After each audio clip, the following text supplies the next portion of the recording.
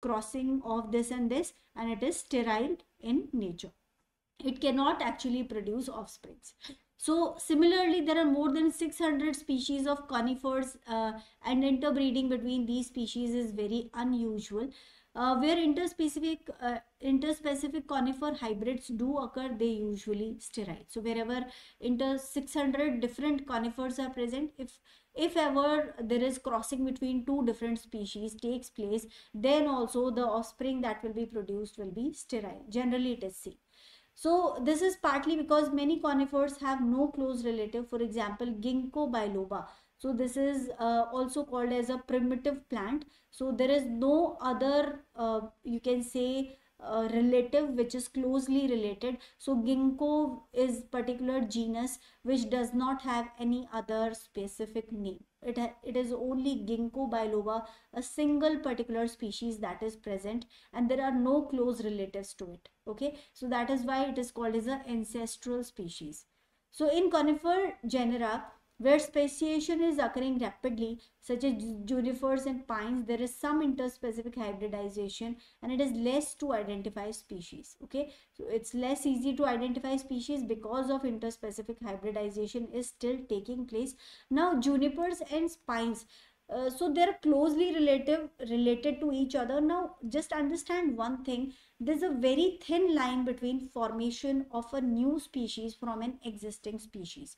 So up to the extent where there is you can say interbreeding taking place within the particular two organisms, then we can call it a same species, but very less difference will be seen in the formation of a new species, but they're not able to interbreed with each other. So we will understand this.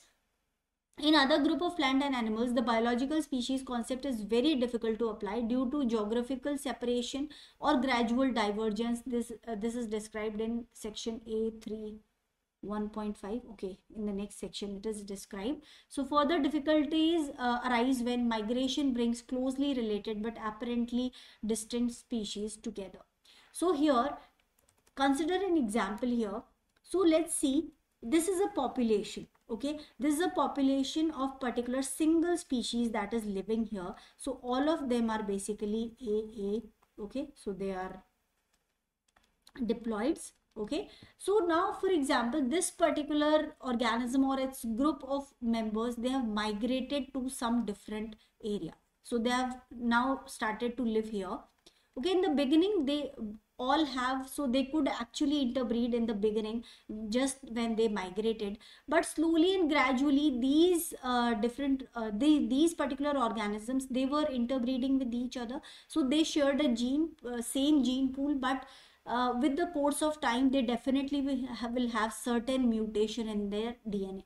So these mutations are collected. Okay, these mutations are collectively seen if you see this particular species after many years of time. So again, they might have had some variations, so but still let's call them A again. Okay, or you can call them A, B or something, but still, so we'll call them star with a star. So because they had certain, you can say, variations in them. Now this particular group which actually migrated very long ago, now they will also interbreed with each other, and they will also have mutations, and these mutations will be different from these mutations that are taking place in this group.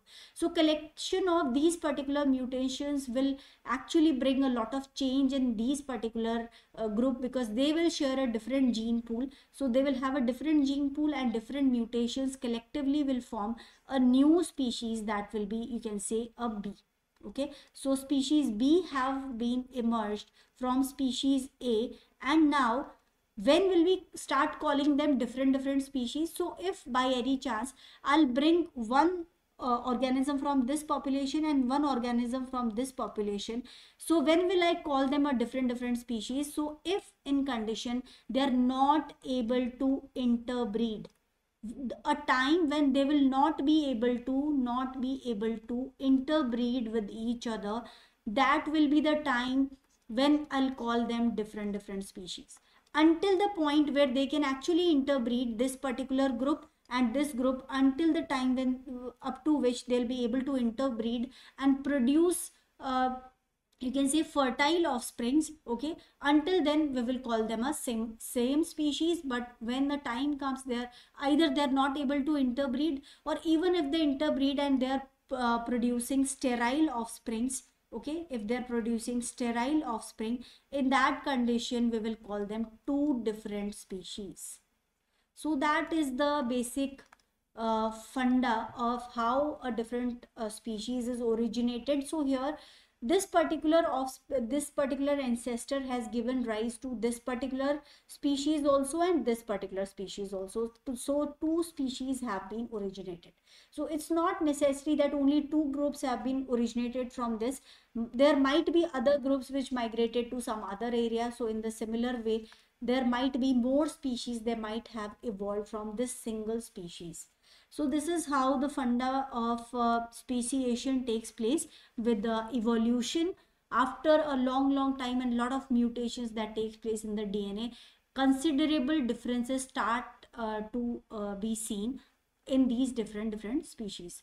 According to biological species concept, hybridization of two species suggests that those species are not distinct. If hybridization is possible between two species, so that shows that they are not distinct, actually they are same species. For example, captive lions and tigers have sometimes hybridized. So here is an interesting example. So just like we discussed that no single definition of species can satisfy all of the biologists, so here is another example we can see.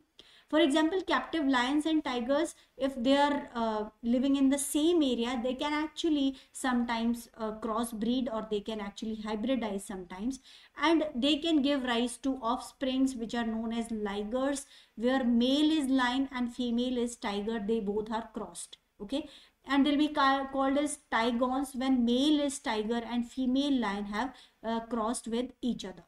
So the offspring will be called as tigons in this condition, and this particular condition the offspring will be called as ligers. Now generally what is seen, that male ligers and tigons are infertile. They are generally infertile. That means they cannot produce their offsprings, but female hybrids are sometimes fertile.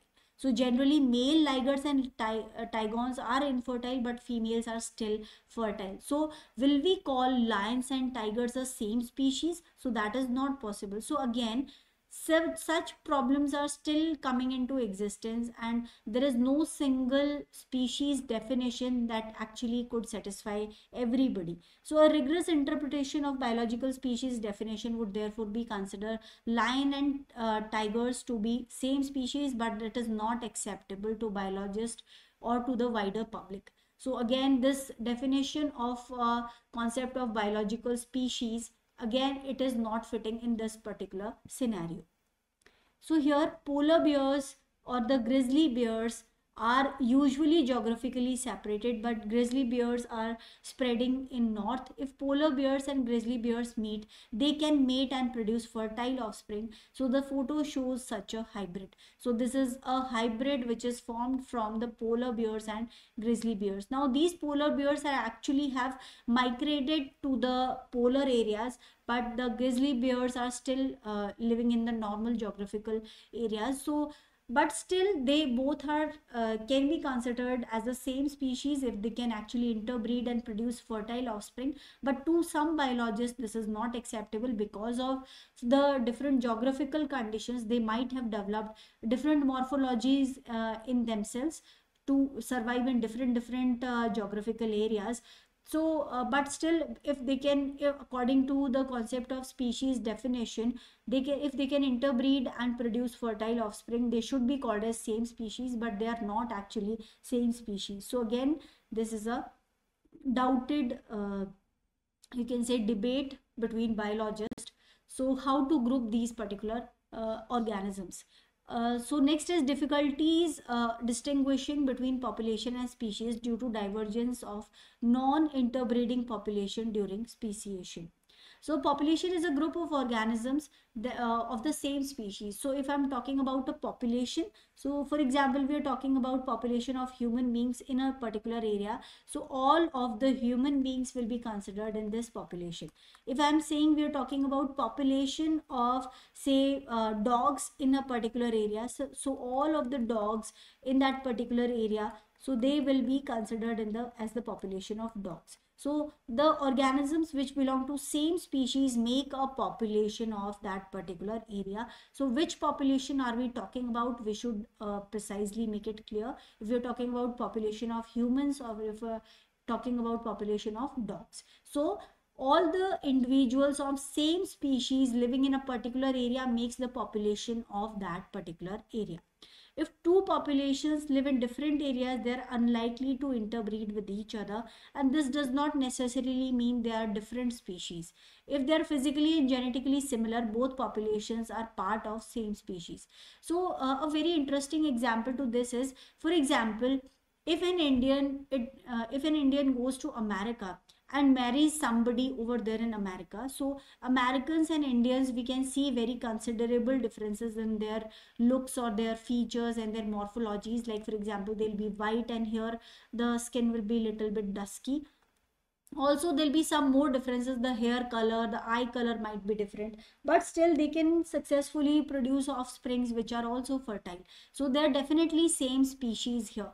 So that is what it is trying to say. However, if two populations of species do not interbreed, they can diverge, but it will take a long, you can say a millions of years of time to actually, or millions, or you can say many thousands or lakhs of years will be taken to actually go up to that difference that a new species originates from the previous one. Okay, due to geographical differences. Recognizable physical differences may develop in the population, become genetically more different if differences continue to accumulate. So due to continuous accumulation of these differences, and how do these differences occur? Due to mutations. So the two populations may eventually become separate species, but it will take maybe thousands or lakhs of years. That much time it will take. Because this process is usually very gradual, it can be difficult to decide whether two populations have become separate species. And also the condition here for speciation is, for example, if a population of dogs is living in the northern hemisphere, and this group of dogs is living in southern hemisphere, and they do not interbreed with each other for, you can say, thousands or lakhs of years, then there might be a time when they'll stop be able to interbreed with each other. Similar is the cases with humans also. If for example, if American population, they never interbreed with population in you can say Asia, and if they always remain distinct from each other, and there is no single case of interbreeding comes, and maybe after lakhs of years they might originate into different features might be originated in them, then and after certain time they might not be able to interbreed with each other. But that particular separation is required if in any case, if in between, like after thousands of years, if one person goes there and interbreeding is taking place, so again the gene pool of this particular group is shared with this particular group's gene pool. So again the speciation process of differentiation will not be possible again. Okay, because this process is very gradual, it can be difficult to decide whether two populations have become separate species, and biologists sometimes disagree. So there's a very thin line, just as I told, that when will we consider these two particular populations as different species. So there's a very thin line, and again there's always a debate between biologists to consider two different organisms of same species or different species. Inappropriate to carry out experiment with animal species to try to resolve these issues. The natural process by which species diverge to form new species is called speciation. So what is speciation? Speciation is a natural process where a single particular species, it is being separated for a very long time, and it is diverging.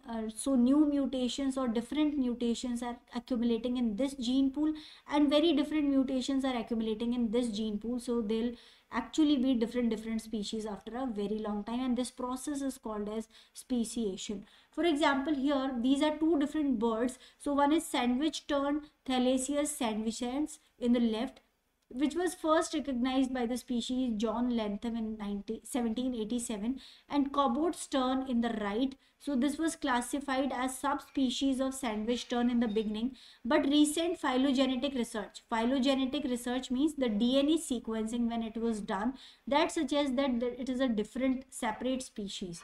So they both are actually different species if you consider the DNA sequences of both of them, but not all the biologists agree again. Population of this in Europe, whereas this one is living in South America. So this is living in Europe and this is in South America. They look very much similar, but still they both are considered as different species. Now let's talk about diversity in chromosome numbers of plants and animal species.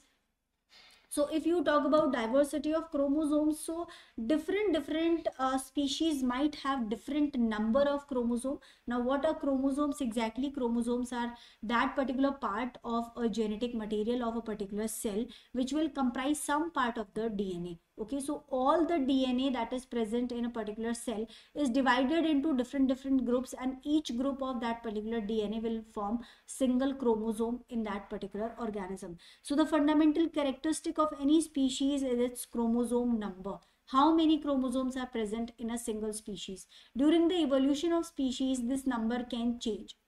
It can decrease if chromosomes become fused together, or it can increase if the split occurs. There are also mechanisms that can occur where the chromosome number can be doubled. However, changes in the chromosome number are rarely, and usually there are no change in species over millions of years. So hardly there are changes up to millions of years. Chromosome numbers generally do not change. It takes that much of time to actually form a new species. In most plants and animals, body cells have even number of chromosomes. So all the cells present inside a single organism's body will have same number of chromosome, and this is a consequence of sexual reproduction. A new life starts by fusion of a male gamete and a female gamete. So if this is coming from the male gamete, suppose this is a sperm and this is an egg which is contributed by the female. So when they both will fuse, they will form a 2n zygote, and this 2n cell will keep on dividing and it will form a millions of cells and form an organism which will be diploid. So all the cells of this organism, okay, will have 2n conditions. Similar chromosome number will be present in each and every cell of this organism. So this fusion of gametes produces zygote with two set of chromosome 18 in cabbages. So here this is an example of cabbage. Cabbage, female and male, they both will contribute 99 chromosome, and the zygote will have 18 chromosomes. So here this is N condition in cabbage. So haploid condition in cabbage is N and diploid condition is 2n. Okay, all the cells produced from zygote by mitosis inherit these two set of chromosomes. Gamete with one set of chromosomes are haploid. So body cells of these sets are diploid. So now all the body cells of this particular cabbage will have diploid cells present in them. Only haploid cells which are present are the gametes, male gamete and female gamete. They will have single set of chromosome which is N. Now there is immense diversity in chromosome number among plants and animals. So it is useful to remember that humans have 46 chromosomes and chimpanzees have 48 chromosomes. You can easily find other chromosome number by searching database. They range from 2 to hundreds. So 2 to hundreds of chromosomes are present in different species. There's a table one that shows number of some species. The Oxford English Dictionary contains 20 large volumes, each containing information about organism, meaning of words.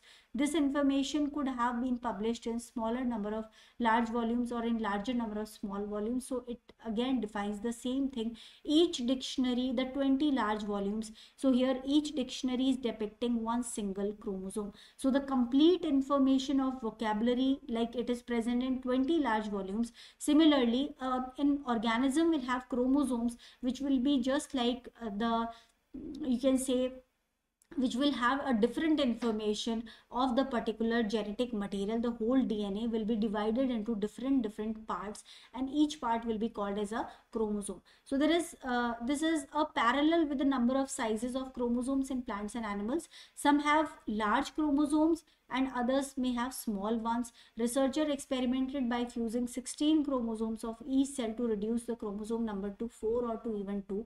Their findings suggested that the actual number of chromosomes in a species is not very significant as long as all members in the species have the same number.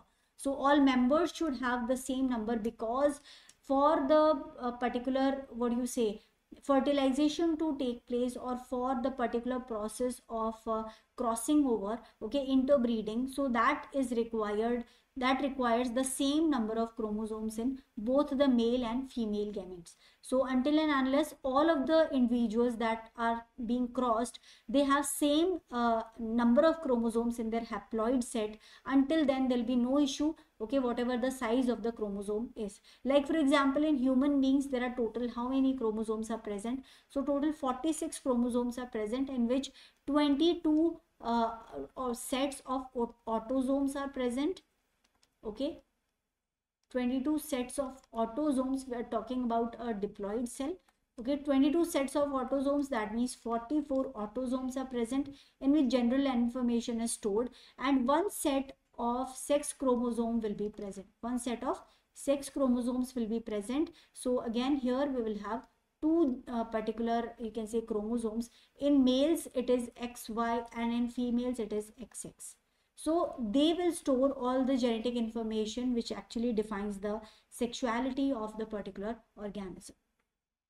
Now let's come to this particular question. Here it is a DBQ where we can see the number of chromosomes which are found in plants and animals.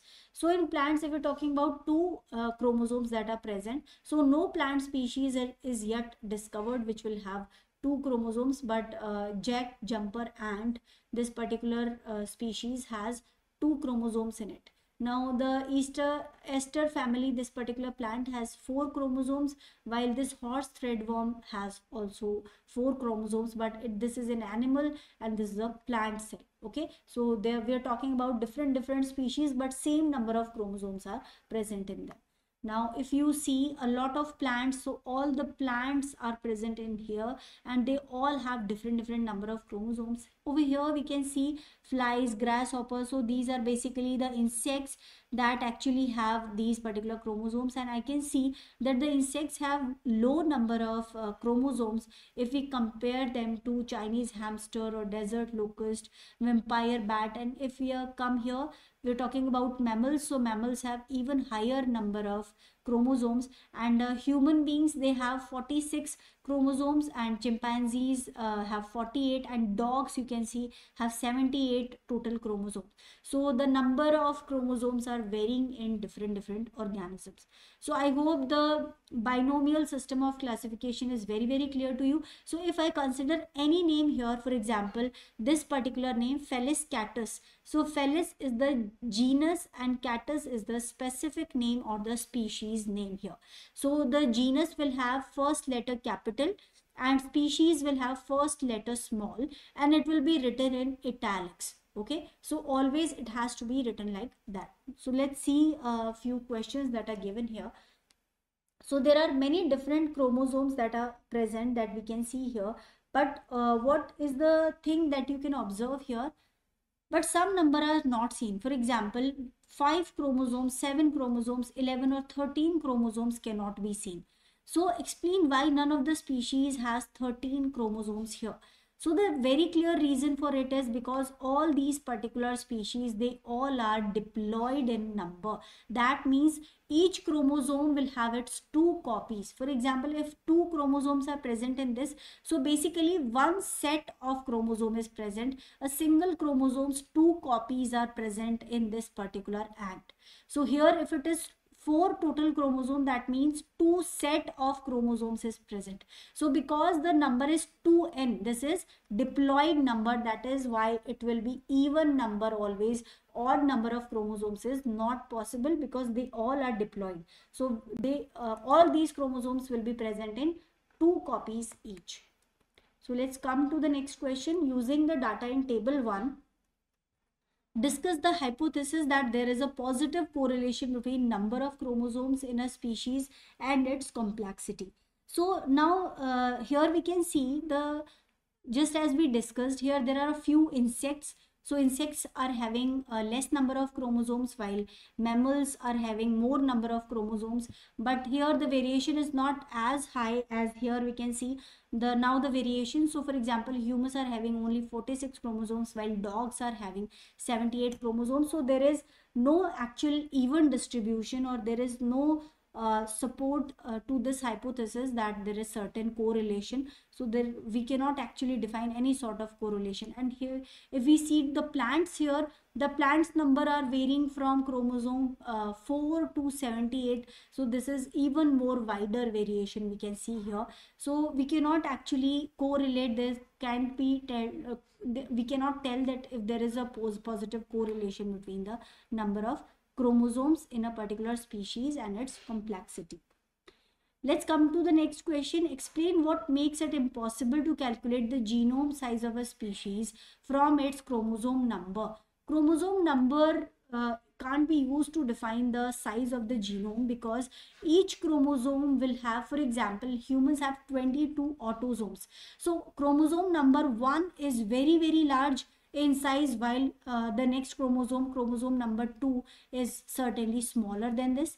Okay, so none of the two chromosomes will have same amount of DNA in them. That is why we cannot calculate what is the genome size, because certain chromosomes will be very, very small in size and certain chromosomes will be very, very large in size, because of which we cannot tell the genome size using the chromosome number. So using the data in table 1, identify change in chromosome structure that may have occurred during human evolution. So here in data in table 1, so the most closely related primitive ancestors are chimpanzees, and chimpanzees have 48 chromosomes while humans are having 46 chromosomes. So the number of chromosomes have reduced here, so that might be because of fusion of certain two chromosomes of this chimpanzees, which have come in humans as fused single chromosome. So there might be a possibility that two chromosomes actually fused here and they formed a single chromosome that came into the particular human species. So that is the correlation that we can see. There's a difference in number of chromosomes, so there might be a reduction that might have taken place, or there might be a fusion of chromosomes that might have taken place. Okay, so students, that is all for this session, and I hope the topic was clear to you. We'll continue with this chapter in the next session, and until then, do read it once again. If you have any problems, we can discuss that.